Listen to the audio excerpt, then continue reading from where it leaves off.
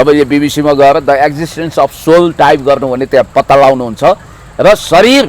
त्यतिखेर मर्छ जब उसको आत्मा उसको शरीरबाट छुट्छ, प्राण छुट्छ भनेर भनिएको छ। समाजमा अन्धविश्वासको तुवालो कति बाक्लो रहेछ भन्ने कुरोको एउटा जीवन्त उदाहरण पनि यी सीमान्त भन्ने एकजना ढोंगी बाबा हुन्। मरेको मान्छे यदि कसैले भ्याउँथ्यो भने नि अहिले जोय बाइडेनको पनि शरीर केही समयपछि मर्ला, उनले त्यसलाई नोबेल पुरस्कार दिने गरी सिफारिस गर्छन् र दिनदिनै ढोक्छन्। उनले स्वर्गको टिकट मिलाइदिने भनेर 90 को दशकमा केही मान्छेहरूको सामूहिक आत्महत्या गराए प्रोटेस्टेन्ट त्यतिखेर होइन। हामी स्वर्गको टिकटको बन्दोबस्त गर्छौँ, मरणोपरान्त तपाईँहरूको बास स्वर्गमा हुन्छ भनेर त्यस कालको घटिया खेल युरोप अमेरिकामा पनि चल्दो रहेछ भने यो त नेपाल जहाँ कन्जर्भेटिजम अर्थात् रूढिवाद र परम्परागत घटिया संस्कारको अवशेष बोकेका मान्छे प्रशस्त छन्। यस्तै मान्छेको भिडमा सीमान्त भन्ने एकजना मान्छे कहाँबाट टप्कियो, कहाँबाट आयो, हल्लाखोरहरूको पछाडि मान्छे लागे, गुटुटु दौडिए। अरू त अरू प्रहरी जसले अनुसन्धान गर्नुपर्छ उनीहरू नि गएर प्रभु भगवान हामीलाई कृपा गर्नु पर्यो, शरीरबाट रोग झार्नु पर्यो, सुख शान्ति मिलोस् भनेपछि एकजना माताजी हुनुहुन्छ, नाम नलिउँ, उहाँलाई नवग्रहको पनि नाम थाहा छैन, उहाँ अद्भुत माता रे।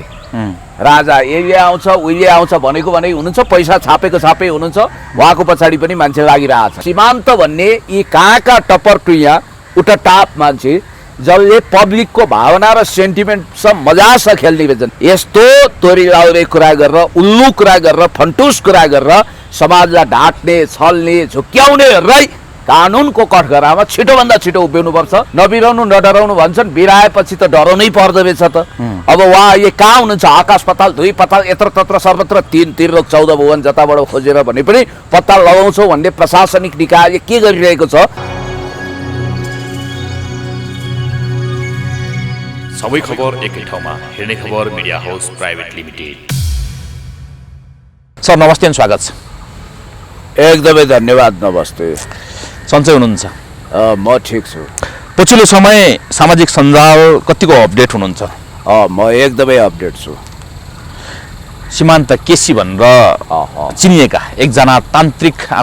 आफूमाथि आफूले अथवा आफूभित्र एउटा अलौकिक शक्ति छ भनेर दाबी गर्दै आएका ती पात्र जुन चाहिँ आजभोलि मान्छेहरूको लावा लक्सर ताती देख्नु भएको छ तपाईँले, यो विषयमा के छ तपाईँको? अहिले यो विषयले गर्दा मान्छेलाई रुनु कि हाँस्नु बनाइदिएको छ। समाजमा अन्धविश्वासको तुवालो कति बाक्लो रहेछ भन्ने कुरोको एउटा जीवन्त उदाहरण पनि यी सीमान्त भन्ने एकजना ढोंगी बाबा हुन्। तपाईँलाई मैले भनिहालौँ, यो टाइम मेसिन आविष्कार गर्ने, त्यसको सिद्धान्त प्रतिपादन गर्ने ब्रिफ हिस्ट्री अफ टाइमका लेखक आधुनिक अल्बर्ट आइन्स्टाइन भनिने स्टेफेन हकिङ से के भन्नुभएको थियो एकताका भने, जब समाजमा ठगिनको लागि केही मान्छे तयार हुन्छन् भने ठग्नेहरूको कुनै कमी हुँदैन भन्नुभएको थियो क्या। उहाँले त्यो प्रसङ्ग किन भन्नुभएको थियो भने स्वर्गको टिकट मिलाइदिने भनेर 90 को दशकमा केही मान्छेहरूको सामूहिक आत्महत्या गराए प्रोटेस्टेन्ट त्यतिखेर होइन। हामी स्वर्गको टिकटको बन्दोबस्त गर्छौँ, मरणोपरान्त तपाईँहरूको बास स्वर्गमा हुन्छ भनेर त्यस कालको घटिया खेल युरोप अमेरिकामा पनि चल्दो रहेछ भने यो त नेपाल जहाँ कन्जर्भेटिजम अर्थात् रूढिवाद र परम्परागत घटिया संस्कारको अवशेष बोकेका मान्छे प्रशस्त छन्। र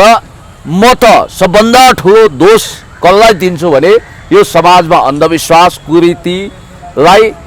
मलजल गर्ने, युरिया हाल्ने धन्दा सेठहरू नि यसको मठाधीश हुन्, ठेकदार हुन्। सीमान्त त्यसको बाई प्रडक्ट हुन्। यस्ता सीमान्त कति आए कति गए। तपाईँले अहिले एउटा बाबुको नाम लिनुभयो, बाबुलाई त ती विजय साई बाबुलाई त हरले प्रयोग गरेका थिए, तर यी मान्छे रहेछन् कागको फुल चोर्ने कोइली भन्दा पनि चतुर। मैले यसो हेरेँ, हुन त यस्ता नाना नौरङका झिल्के पात्रहरू विभिन्न ठाउँमा विभिन्न गल्लीमा फेला पर्छन्। एकजना माता मनोकामना भन्ने विचित्रको माता हुनुहुँदो रहेछ। अब उहाँका तपाईँ जानुभयो जस्तो अस्ट्रेलिया पढ्न जाने, न्युजिल्यान्ड पढ्न जाने, युके अमेरिका जान खोज्नेहरू पासपोर्ट लिएर जाँदो रहेछन्। अनि पासपोर्ट लिएर जान साथ उनले छोदिरहेछन्, अब के हुन्छ भने प्राय क्वालिफाइड मेहनती 60% त भिजा लागिहाल्छ, 40% रिजेक्ट होला। अनि त्यसपछि उनलाई के हुँदो रहेछ भने मान्छेले 40% विचारै गर्दैनन्। आफ्नो बलबुत्तामा इन्टरभ्यूमा नाम निकालेर युके, अमेरिका, अस्ट्रेलिया, न्युजिल्यान्ड जान सक्नेले उनको माउथ पब्लिसिटी गर्दै, वाह माताजीको कमाल, उहाँले के पासपोर्ट छुनु भएको थियो ट्याक्कै भिजा लायो भन्दिने हो। यो खालको संस्कारको कारण त्यहाँ लुट्न सके लुट कान्छा जति पनि लुट भनेर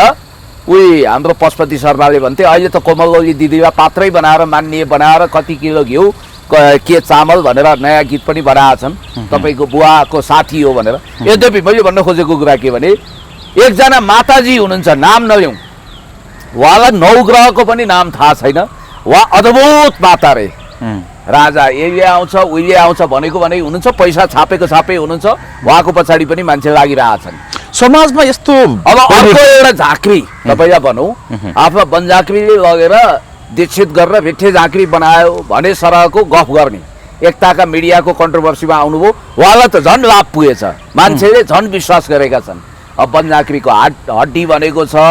अब स्यालको सिङ भनेको छ, के भनेको छ, के भनेको छ। त्यसकारण यही मेसोमा सीमान्त भन्ने यी कहाँका टप्पर टुइया उटा टाप मान्छे जसले पब्लिकको भावना र सेन्टिमेन्टसँग मजासँग खेल्ने रहेछन्। त्यति मात्रै होइन, जसरी बाबा राम रहिमले अथवा कृपालुजी महाराजले मान्छे लट्ठै बनाउँथे, नेपालको सुयोग्य अनुसन्धान अधिकृतहरू प्रहरी जवानहरू समेत त्यहाँ पुगेछन्। 2वटा प्रहरीको त तपाईँले भिजुअल्ली हेर्नुभयो, यसरी ठटाएका छन् कि उनले जिउमा छोएका छन्। उनले छोना साथ अब फुमन्तरकी बाजा शैलीमा तपाईँको जिउबाट रोगै उत्रिने रे। फोटो हेरेपछि मान्छे सबै बताइदिने, तीबाट उपचार गर्ने त्रिकालदर्शी एकजना अर्का भाइ थिए। अब अहिले कता पुगे, टिकटकतिर कहिले लाइभ देख्छु, उनी अर्का थिए फेरि अद्भुत के छेत्री भन्ने, होइन नाम नलिउँ।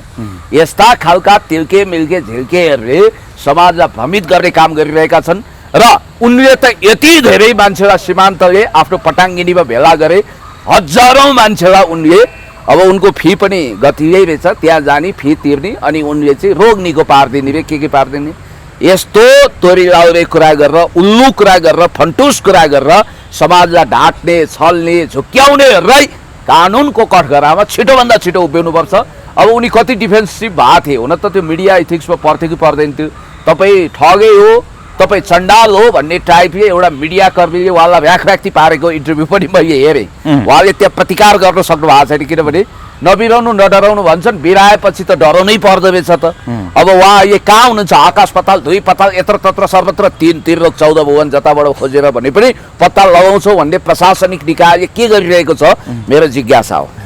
जुन ताँती लागेको हिजो अस्तिसम्म ताँती लागेका त्यस्ता भक्तजनहरू अथवा त्यस्ता बिरामीहरू आज त्यहाँ छैन, नरे कोही पनि छैन भन्ने खालको कुरा पनि आज होइन। तपाईँलाई एउटा कुरो भन्छु, बनझाँक्रीको हड्डी, अनि त्यसपछि तपाईँको स्यालको सिङ, कालो बिरालोको साल, अनि के यो मिथकहरू हुन्छ नि, गौलोचन, नागमणी आदि इत्यादिको चक्करमा हाम्रो गाउँमा 2-4 बिघा जग्गा मेट्ने मान्छे, मूर्ख मान्छे पनि मैले देखाएको छु। भने मान्छेहरू यस्तो वायात कुराको पछाडि, स्याल हुइयाको पछाडि गुटुटुटु दौडिएपछि जब ल गुरुदेव लम्पसार पर, गुरुदेव मेरो शरीरमा भएको रोग जम्मै झारिदिनु पर्यो, मलाई निको बनाइदिनु पर्यो भनेर जाने मूर्खलाई तथास्तु त उसले भनिहाल्छ नि। मनमा नै हाँस्तो, हेर कति मूर्ख रहेछ, पैसा बढी भएको मलाई खल्तीमा चिलाएर दिन आयो भन्छ। बेचारा ती मान्छेहरू दुनियाँ अस्पताल धाउँदा, वैद्य कहाँ धाउँदा, झारफुक गर्दा केही सिप नलाएपछि अन्तिम चरणमा उसले छुनासाथ क्यान्सर पनि निको अरे। भनेपछि यदि त्यस्तो हुँदो हो भने एउटा हाँसउठ्दो कुरो मैले तपाईँलाई भनिहालौँ, केही समय अगाडि एकजना सापकोटा थरको मान्छेले मिडियालाई बेवकुफ बनाउन खोजे। सायद यतै कतै उनले इन्टरभ्यू दिएर के दाबी गरे भने म त मरिसकेको मान्छे बचाउँछु, मैले मुसालाई बचाएँ, फलानालाई बचाएँ, तिलानालाई बचाएँ। मान्छेहरू कतिपयले विश्वास गरे। अहिले नेपालमा आफूलाई अब्बल दर्जाको सञ्चारकर्मी ठान्ने एकजना साथीले त्यो भिडियो हटाउन अस्वीकार गर्नुभयो। मैले उहाँलाई टेलिफोन गरेर के भने तपाईँले प्रश्न सोद्धाखेरि तपाईँले मरेको मान्छे फ्याट्टै जोगाउनुहुन्छ होइन, ठ्याक्कै टुक्रा टुक्रा भएर काटिएको कि भर्खर मरेको मान्छे भनेर यस्तो फन्टुस प्रश्न सोध्ने पनि यहाँ पत्रकार भनाउँदाहरू छन्। तिनैको कारणले टाउकोमा टेकेको हो र मिडियाले पनि यस्तो मान्छेलाई प्रश्रय दिनु हुँदैन र विजय साई बाबुले अस्ति गएर फेरि एउटा टेलिभिजनमा म पनि मर्या चरा बिउजाउन सक्छु मान्छे बिउजाउन सक्छु मलाई अनुमति दिनु पर्यो भन्नुभएछ अब एउटा कुरा तपाईँलाई के भन्छु भने द एक्जिस्टेन्स अफ सोल भन्ने बिबिसीले एउटा रिसर्च गरेको छ आत्माको अस्तित्व हुन्छ तपाईँले बिबिसीमा गएर the existence of soul type गर्नु भने त्यहाँ पत्ता लगाउनुहुन्छ र शरीर त्यतिखेर मर्छ जब उसको आत्मा उसको शरीरबाट छुट्छ प्राण छुट्छ भनेर भनिएको छ केवल वैदिक कालमा शुक्राचार्यले वा मय नामक दैत्यले शुक्राचार्यको बलमा त्यसरी मरेका दैत्यहरूलाई अमृत कुण्डमा डुबाएर बिउजाएको एउटा दुर्लभ दृष्टान्त त्यहाँ पेश गरिएको छ अथवा श्री रामचन्द्रले लक्ष्मण बेहोस हुँदाखेरि हनुमानजीलाई सञ्जीवनी बुटी भएको एउटा पहाड छ त्यहाँ गएर खोज्नु र त्यो पहाडबाट बुटी ल्याउनु भन्दा हनुमानजीले चिन्नु भएर पहाडै उठाएर ल्याएको कहावत छ त्यो बाहेक मलाई बताउनुहोस् हुन त यो क्लोनिङ प्रविधिको कुरा छ डिएनएको कुरा छ धेरै कुराहरू छ क्लोनिङबाट जस्ताको तस्तै फोटोकपी मान्छे निकाल्यो भेडा जस्ताको तस्तै निकाल्यो भन्ने कुरो पनि छ तर एउटा कुरा म तपाईँलाई भन्न चाहन्छु यो पृथ्वीको नियम विपरीत आजसम्म संसारभरिका उत्कृष्ट मेडिकल साइन्टिस्टहरूले अरबौँ खरबौँ रुपियाँ खर्च गरिसके सञ्जीवनी बुटी खोज्न उनीहरू धुइपत्तल खोजिरहेछन् तैपनि पाएको छैनन् यस्तो फन्टुस कुरा पत्याउनु पनि हामी कति मूर्ख होलाौँ किनभने म तपाईँलाई भन्छु मरेको मान्छे यदि कसैले भ्याउँथ्यो भने नि अहिले जोय बाइडेनको पनि शरीर केही समयपछि मर्ला उनले त्यसलाई नोबल पुरस्कार दिने गरी सिफारिस गर्छन् र दिनदिनै ढोक्छन् उनले लो मेरो शरीर मृत भइसकेपछि बचाउनु बाबु म तिमीलाई आफ्नो सारा सम्पत्ति दिन्छु भन्छन् अझ बिल गेट्सले के गर्दा हुन् अझ एलन मस्कले त्यस्तो मान्छेलाई के गर्दा हुन् पूजा गर्दैनन् भनेपछि यस्ता लम्पट वायात यस्तै मान्छेको भिडमा सीमान्त भन्ने एकजना मान्छे कहाँबाट टप्कियो कहाँबाट आयो हल्लाखोरहरूको पछाडि मान्छे लागे गुटुटु दौडिए अरू त अरू प्रहरी जसले अनुसन्धान गर्नुपर्छ उनीहरू नि गएर प्रभु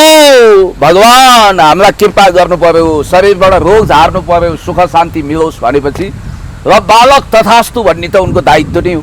भने अब ठगी नआउनेलाई ठगिए तर त्यसो भन्दैमा फेरि उनले गरेको ठगी धन्दाप्रति राज्यले आँखा चिम्लिनुपर्छ भन्ने होइन